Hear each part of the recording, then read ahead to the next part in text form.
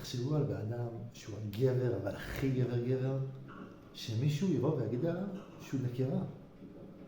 איך זה יכול להיות? הבאדם שאבא שלו אומר עליו שהוא חובב אלכוהול, שהוא אמיץ, שהוא חזק, שהוא המנהיג של כל האחים שלו, שאנחנו יודעים שהוא רודף נשים, אנחנו יודעים שהוא יודע להיות אכזרי כשהוא רוצה, אנחנו יודעים שהוא לא ממצמץ ברגע האמת. איך באדם הזה אומרים עליו שהוא נקבה? וזה בדיוק מה שמקובלים והחסידים עשו ליהודה. הבאדם שהוא נחשב האבא של המלכות בעם ישראל, הבאדם שאף אחד לא מתעסק איתו בכלל, שהוא שולט במשפחה שלו שלטון ללא מצרים, דווקא עליו אומרים שהוא נקבה. המקובלים והחסידים אומרים שדווקא הדמות הזאת של המלך היא הדמות הכי תלותית שיש. דווקא הדמות שנראית לנו הכי וואו, חזקה, מטורפת, יכולה לעשות מה שהיא רוצה, היא הדמות הכי חלשה והכי תלותית באחרים. למה? בגלל שבאדם רגיל הוא חי עם מה שיש לו.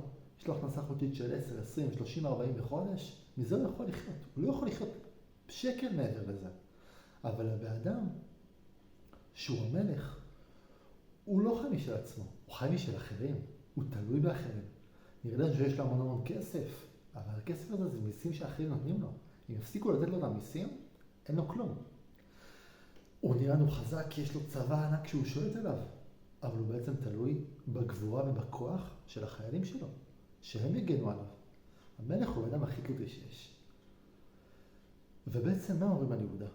שההצדקה שלו להיות מלך זה ההבנה שלו שבעצם הוא תלוי. וזה בדיוק מה שקורה בפרשות שלנו.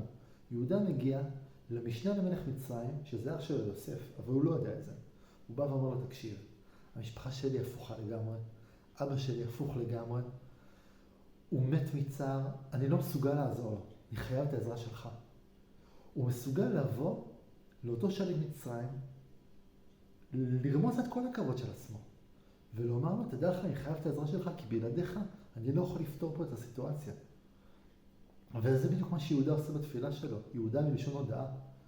הוא מסוגל לחופף את כל הקומה שלו, לשבור את כל הפסדה של הגבר החזק, היציב, העמיד, לשבור אותה לגמרי, ולהגיד לאלוהים, אני תלוי בך, אני חלש, אני צריך אותך. תחשבו על המקום הזה של הגבר שמסוגל לעמוד מול אלוקים, מול אשתו, מול חברים שלו, ולבוא ולומר, חברים, אני תלוי בכם. לבוא ולומר, אני צריך אתכם, אני לא יכול לבד, אני תלוי בכם ממש ממש. דווקא זה הכוח, זה הסוד של הכוח של גבר יהודי.